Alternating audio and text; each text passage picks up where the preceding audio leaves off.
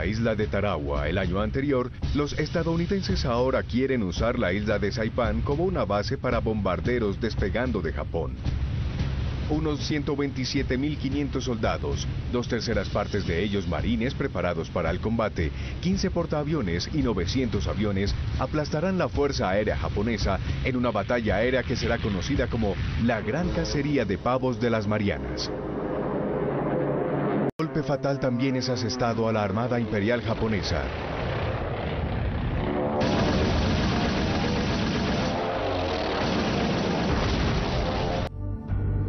Un mes y medio después del día D, la lucha todavía es feroz. Los aliados avanzan, pero Eisenhower está preocupado. Hitler está decidido a contener los aliados en Normandía para proteger las rampas de lanzamiento de su arma de terror, el V-1, el cual dispara hacia Londres desde el norte de Francia. Es el primer proyectil crucero usado en la historia. El V-1 es una bomba volante con un motor pulso reactor y una ojiva explosiva de 1 tonelada. Este pequeño, veloz y automático artefacto es difícil de interceptar y derribar. Los británicos los llaman bombas Bus porque hacen un ruido semejante al de una motocicleta que alerta a los londinenses de su llegada.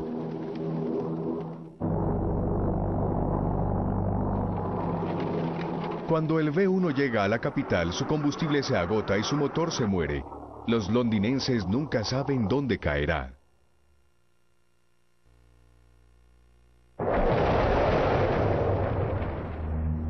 Unos 20.000 de estos proyectiles fueron lanzados contra Inglaterra y la Europa continental, matando a 11.000 personas.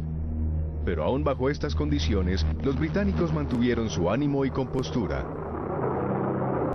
Si el V-1 no desmoralizaba a los británicos, al menos podría animar a los alemanes, ya que durante años tuvieron que vivir en refugios subterráneos.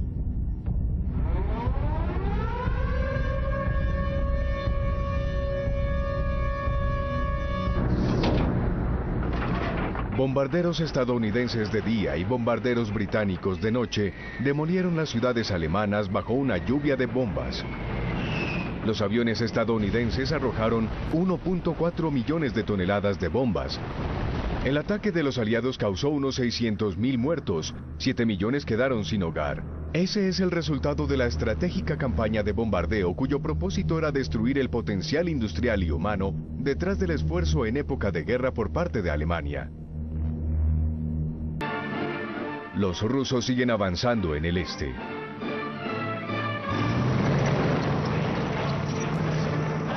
La Gran Guerra Patriota, como la llaman, tomó un nuevo giro para ellos. El Ejército Rojo de repente puede atacar con una fuerza que asombra a todos los bandos.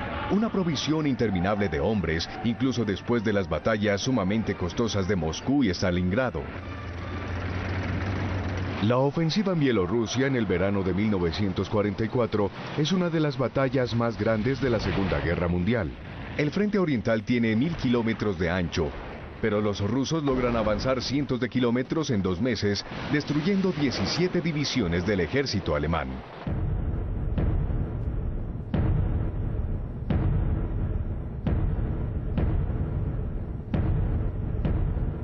Las Wehrmacht se retiran hacia Prusia Oriental, dejando atrás miles de muertos. Unos 50.000 alemanes capturados desfilarán por Moscú. Normandía, 6 de agosto de 1944. En el oeste los aliados toman el control. Para las Wehrmacht, la situación empeora. 50.000 soldados alemanes son hechos prisioneros en el foco de Falaise, o como los alemanes lo llaman, Stalingrado en Normandía. Es una victoria necesaria para los aliados. Los aliados se afianzan aún más con un nuevo desembarco en Provenza. Saint-Tropez, 15 de agosto de 1944.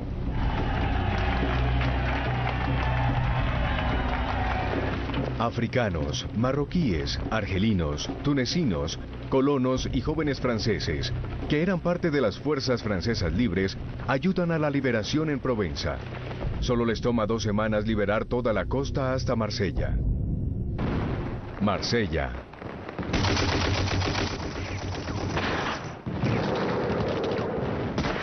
El movimiento de resistencia sale de las sombras y participa en la liberación como lo hará en París. París, 19 de agosto de 1944. París se subleva. Se levantan barricadas por toda la ciudad. La mayor parte del ejército alemán se retira al este, pero 20.000 hombres permanecen bajo el mando del general von Choltitz, quien recibió órdenes de Hitler de destruir la ciudad.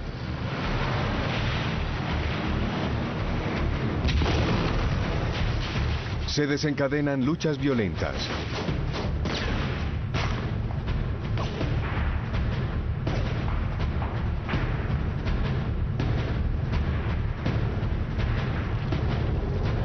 En el cuarto día de la insurrección, una unidad francesa, la segunda división acorazada del general Leclerc, llega de Normandía y la capital finalmente es liberada la mañana siguiente.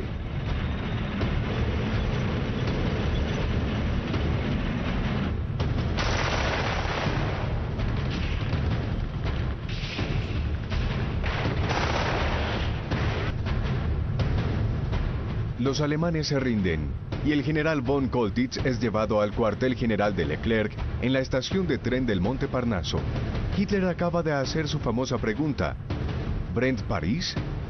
¿Arde París? Choltitz prefirió entregarse.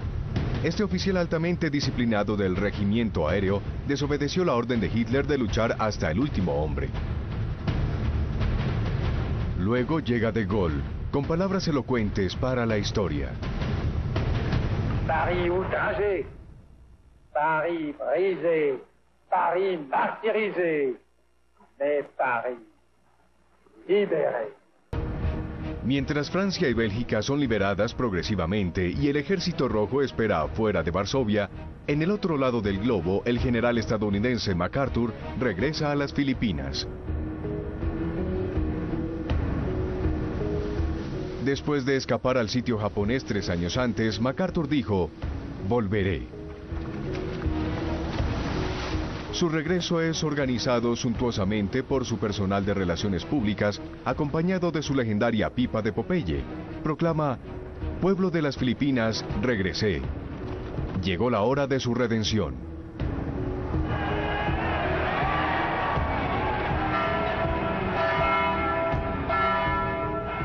Pero tomará 4 meses liberar a las Filipinas. Manila, la capital, será la segunda ciudad más devastada de la guerra después de Varsovia.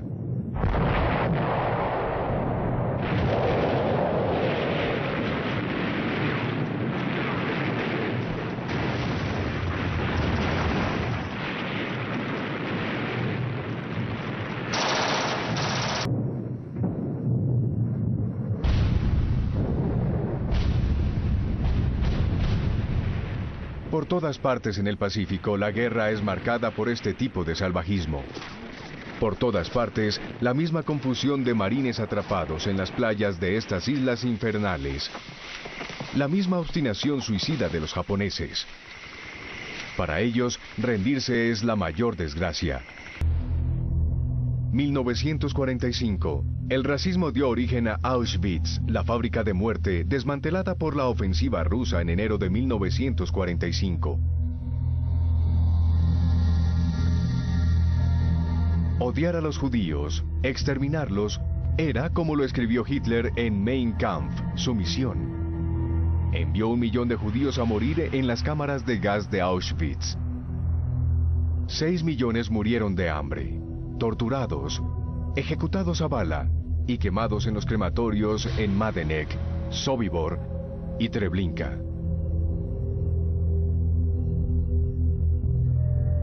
Los rusos hallan a cientos de sobrevivientes tatuados de por vida.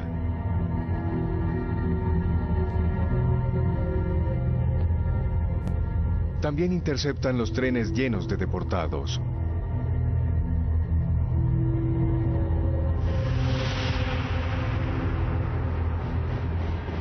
Los nazis le siguen dando prioridad a estos trenes de la muerte, incluso sobre las caravanas de municiones. Hacen sus viajes a los casi 100 campos de concentración que todavía operan a comienzos de 1945. Millones de judíos, activistas políticos, opositores, cristianos, homosexuales, gitanos, fueron llevados a estos campos, y 5 millones de ellos murieron de hambre, abuso y agotamiento, como los esclavos en el túnel Dora, la fábrica subterránea donde los nazis ensamblan otra arma secreta, el V2, el primer proyectil balístico, con una ojiva explosiva de 1 tonelada que tiene un alcance de 300 kilómetros. Desde la costa alemana, 1.500 de ellos son lanzados contra Londres y 2.000 contra Bélgica, aumentando la devastación y los civiles muertos. El gran temor de los aliados es que algún día pueda portar una carga nuclear. Los Álamos, Nuevo México, Estados Unidos. El eminente científico Einstein le advirtió a Roosevelt sobre la urgencia de ganarles la delantera a los alemanes. Se consiguieron grandes fondos y un equipo de científicos se puso a trabajar en secreto en la primera bomba atómica. Una bomba que usa un metal, uranio, y hace posible dividir el átomo. Se espera que tenga el poder de 20.000 toneladas de TNT, más de 2.000 veces más potente que la bomba más grande usada hasta ahora, además de la precipitación radiactiva letal. El blanco designado fue Berlín. Pero esta primera bomba atómica no sería terminada a tiempo para Alemania. En Alemania todavía hay en pie algunas fábricas capaces de producir semejante arma. Hasta el combustible sintético escasea. El exhaustivo bombardeo realizado día y noche por los aliados sigue devastando las ciudades alemanas.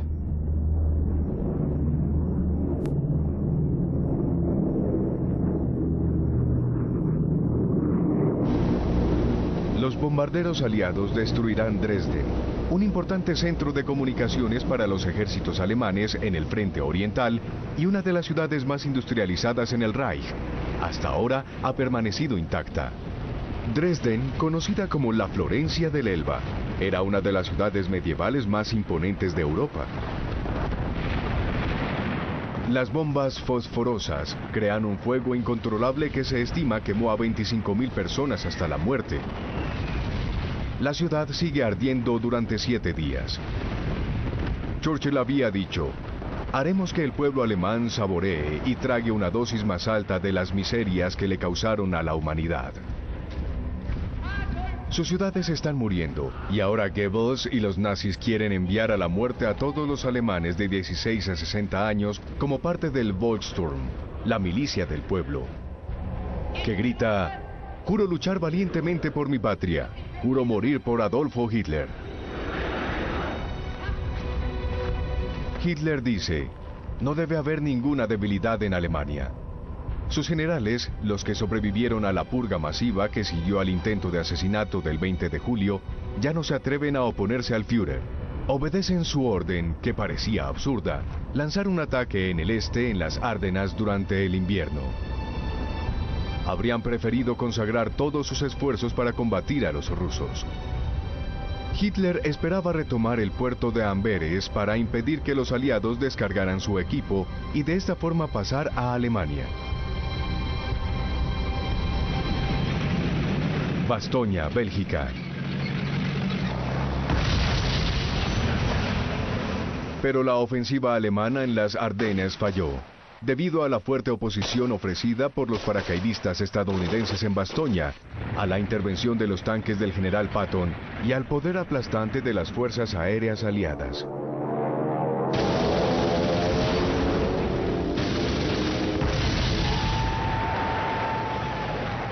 En cuanto a los rusos en el este, están cruzando la frontera alemana.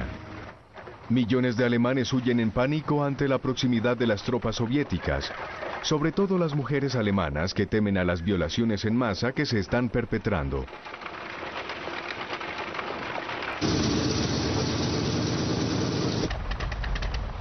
No hay desacuerdo entre los aliados occidentales y los rusos. Es más, en la mente de Churchill, el problema con Alemania prácticamente terminó. Ahora está pensando en cómo dividir las zonas de ocupación. Él y Roosevelt se reúnen en Crimea.